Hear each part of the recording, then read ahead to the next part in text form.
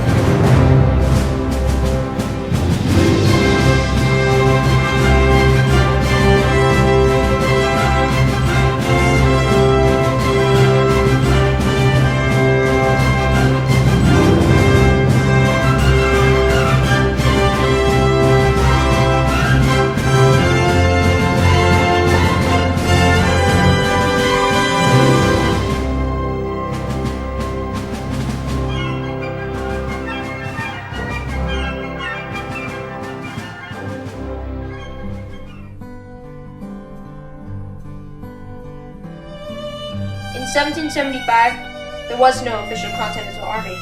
In fact, the war hasn't even started yet, but the colonies have been preparing for the eventual turn of events that would change the world. These men were called militia. They were funded privately, but the local gunsmith would provide the weapons, and an equestrian ranch would give them the war horses.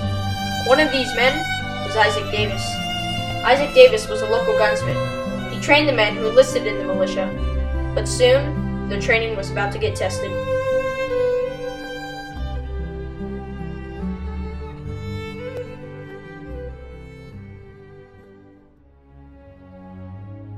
After the recent events of the colonial protests, especially in Boston, the vile King George declared Massachusetts in a state of rebellion.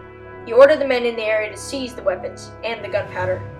Word soon reached the Patriots through spies, but it was too late. The British were already preparing to march through this land. But silversmith Paul Revere had a plan. He and his horse rid around Massachusetts like a bullet, warning of the Redcoats' arrival. He told them to hide the weapons, for the British were coming to take them and arrest anyone standing in their way. This became known as the famous Midnight Ride. After several years of tension between the colonists and the British, the time has finally come to begin the war that would change the world. Only 60 Minutemen, led by Isaac Davis, and hundreds of British, led by Francis Smith and John Pickard, stood outside Concord. Both sides stood staring at one another, not knowing that this moment would define much of the history of the world. But then, on the American side, one gunshot goes off. It is considered the shot heard around the world. No one knows who fired the shot, or who even gave the order, but therefore, the British pointed their guns and fired as well. Many Americans fell. Francis Smith gave the order to charge as the Americans retreated into the woods. The Redcoats tore apart the town, looking for any weapons or items of use to the Americans. But they found nothing. The colonists hid them, thanks to Paul Revere. Frustrated that they didn't find the weapons, but proud that they won the battle, the British marched back to Boston. But meanwhile, Isaac Davis and the rest of his men were gathering the rest of the militia. In fact, there were thousands of patriots ready to fight the British. Towards the town of Lexington, the Redcoats were ambushed by countless angry militia. The Patriots came from all sides and cornered the British. But then, 400 Redcoat reinforcements, led by Hugh Percy, took over as the British commander. He used artillery to break up the Americans, therefore allowing the British to escape. His quick thinking allowed the British to not have a total loss that day. In the end, the Americans lost about 90 men, while the British lost about 130. This was a complete embarrassment for them. But know that many of these patriots didn't have to fight or even support the cause. Men like George Washington, John Hancock, and even Isaac Davis were very well off and didn't have to commit the treason that they did. Many of them were successful businessmen, had a special talent, or even owned rich plantations. But they wanted to support a cause bigger than themselves. Many of them even gave their life to it.